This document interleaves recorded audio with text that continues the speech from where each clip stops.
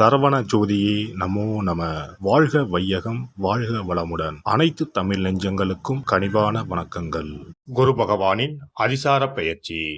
குரு பகவான் 12 ராசிகளுக்கும் அற்புதமான பலன்களை தன் ஸ்தான பலத்தாலும் அருட்பார்வையாலும் அள்ளி வழங்குபவர். அதனால்தான் குரு பார்க்க கோடி நன்மை என்பார்கள். குருவின் திருவருள் சகல மங்களங்களையும் சுபிட்சத்தையும் அளிக்கும்.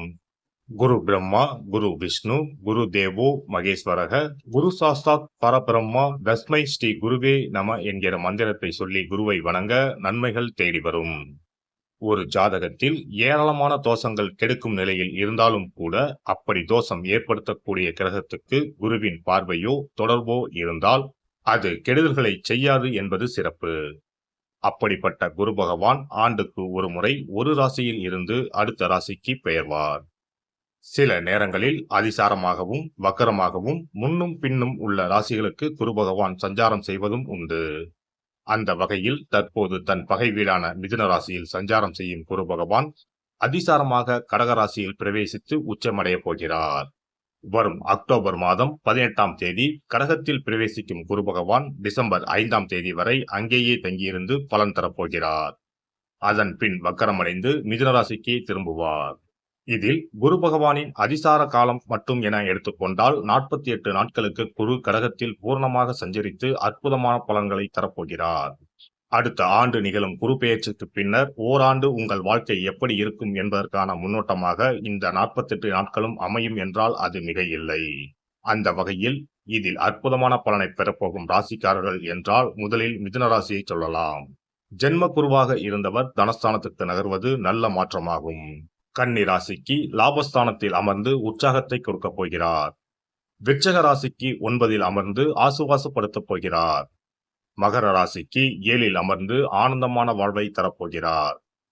மீன ராசிக்காரர்கள் கஷ்டங்கள் நீங்கி சுகமான வாழ்வை அனுபவிப்பார்கள். மற்றபடி தனகாரகரான குரு பகவான் உச்சம் அடைவதால் உலகெங்கும் பணத்தட்டுப்பாடு ஓரளவு நீங்கும். வாரா கடன்கள் வங்கிகளுக்கு அதிகம் வசூலாகும். மழையளவு உயரும். உணவுப் பொருள் உற்பத்தி அதிகரிக்கும். விருச்சிக ராசியை குரு பகவான் பார்ப்பதால் பூமி விலை உயரும். ரியல் எஸ்டேட் சூடுபிடிக்கும். மருந்து பொருட்களின் விலைகள் குறையும். குரு பகவான் மகர ராசியை பார்ப்பதால் அந்நிய முதலீடுகள் அதிகரிக்கும். குரு பகவான் மீனராசியை பார்ப்பதால் கல்வித்துறை நவீனமாகும். பதிப்பகத்துறை, கேட்டரிங், சட்டம், சிஏ, சிவில், ஆர்கிடெக்ட் துறைகள் வளர்ச்சியடையும். இந்த அதிசார பெயர்ச்சியால் உங்கள் வாழ்வில் வளமும் நலமும் செல்வ செழிப்பும் பெற்று வாழ்வில் உயரிய நிலையை அடைய எல்லாம் வல்ல எம்பெருமானை வேண்டி விரும்பி கேட்டுக்கொள்கிறேன். விருச்சிக ராசி அன்பர்களே, தற்போது குரு பகவான் 8ஆம் வீட்டில் அமர்ந்து தீராத தொல்லைகளை கொடுத்து கொண்டிருக்கிறார். எதை தொட்டாலும் தள்ளி போகும் நிலை. அக்டோபர் 18ஆம் தேதி முதல் பாக்கியத்தில் வந்து அமரும் குரு பகவான் டிசம்பர் 5ஆம் தேதி வரை பலவிதமான நன்மைகளை தரப்போகிறார். 9இல் அமர்ந்து உங்கள் ராசியை பார்க்க போகிறார். எனவே அதிசார குருவின் 48 நாட்கள் சஞ்சாரம் உங்களுக்கு அற்புதமான பலன்களை கொடுக்க உள்ளது. தொடங்கும் காரியங்கள் அனைத்தும் வெற்றியாகும். இழுபறியாக இருந்த நிலை மாறும். பிரிந்திருந்த தம்பதிகள் ஒன்று சேர்வார்கள். கணவன் மனைவிக்கு இடையே அந்யோன்யம் அதிகரிக்கும். நீண்ட காலமாக குழந்தை பாக்கியம் இல்லாதவர்கள் இந்த காலகட்டத்தில் மழலை செல்வத்தை பெறுவார்கள். வேலை இல்லாதவர்களுக்கு நல்ல வேலை அமையும். இருக்கும் வேலையில் நினைத்ததை சாதிப்பீர்கள். அங்கீகாரங்கள் கிடைக்கும். வியாபாரத்தை பொறுத்தவரை அமோகமாக இருக்கும். புதிய ஒப்பந்தங்கள் கையெழுத்தாகும். பழைய வாடிக்கையாளர்கள் தேடி வருவார்கள்.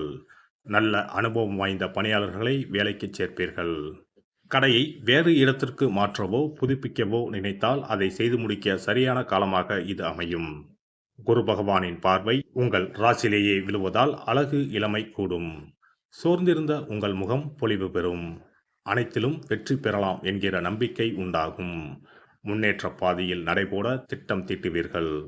குரு பகவான் ராசிக்கு 3ஆம் வீட்டை பார்ப்பதால் உங்கள் முயற்சிகள் பலிதமாகும். தொட்ட காரியங்களை ஜெயித்து காட்டுவீர்கள். இளைய சகோதர உறவுகளால் நன்மைகள் அதிகரிக்கும். குரு பகவான் ராசிக்கு 5ஆம் வீடான பூர்வ புண்ணிய ஸ்தானத்தை பார்ப்பதால் குழந்தைகள் வழியில் மகிழ்ச்சி உண்டாகும். பிள்ளை பாக்கியத்தை எதிர்பார்த்திருக்கும் அன்பர்களுக்கு அந்த பாக்கியம் கிடைக்கும். பிள்ளைகளின் திருமண விஷயங்களில் பேச்சுவார்த்தைகள் சாதகமாக அமைந்து திருமணத்தில் முடியும். மேற்படிப்பு படிக்க விரும்பும் குழந்தைகளுக்கு உரிய வசதிகளை செய்து கொடுத்து மகிழ்வீர்கள். இந்த அதிசார குருப்பெயர்ச்சியில் அனுசம் நட்சத்திரக்காரர்களும் கேட்டை நட்சத்திரக்காரர்களும் அற்புதமான பலன்களை பெறுவார்கள். மொத்தத்தில் இந்த அதிசார குருப்பெயர்ச்சி தொட்டதை துலங்கச் செய்து சோர்ந்து கிடந்த உங்களை சுறுசுறுப்பாக மாற்றும். அம்பாள் வழிபாடு உங்களுக்கு அனைத்து விதமான நன்மைகளையும் தரும். குறிப்பாக பௌர்ணமி நாட்களில் அம்பிகையை வழிபட்டு வாருங்கள். வியாழக்கிழமைகளில் நவகிரக குருவை வழிபடுங்கள். மகான்களை சென்று தரிசித்து வாருங்கள். குரு பகவானின் அருளால் அனைத்தும் வெற்றியாகும்.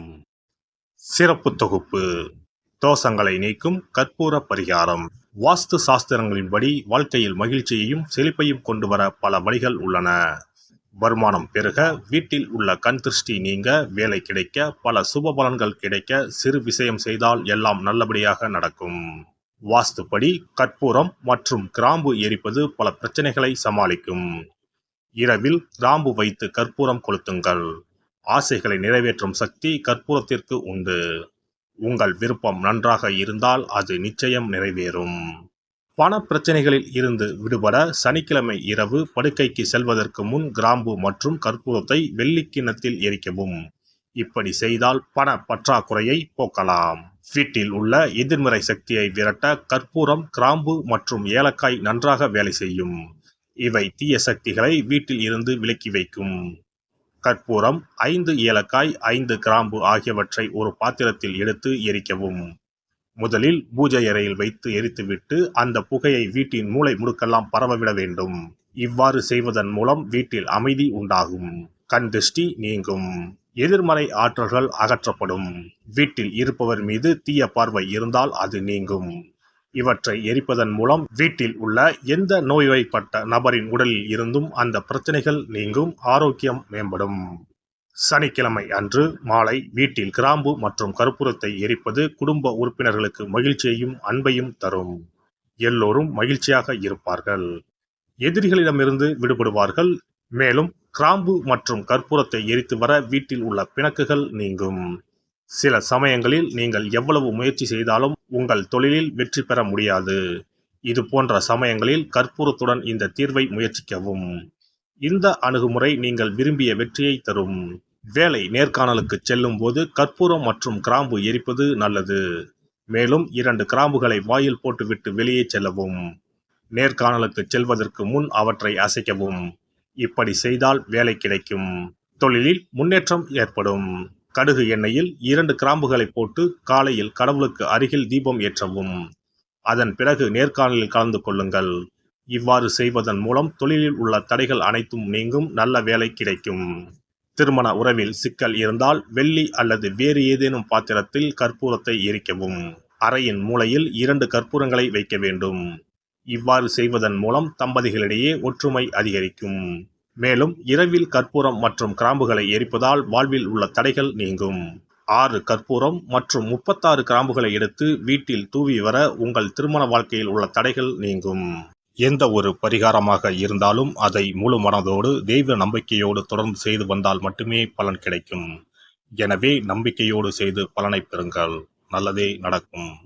எல்லாம் வல்ல இறையருளால் நீங்களும் உங்கள் அன்பு குடும்பமும் உடல் நலம், நீலாயுள், நிறை செல்வம், உயர் புகழ், மெய்ஞானம் ஓங்கி வாழ்க வளமுடன்.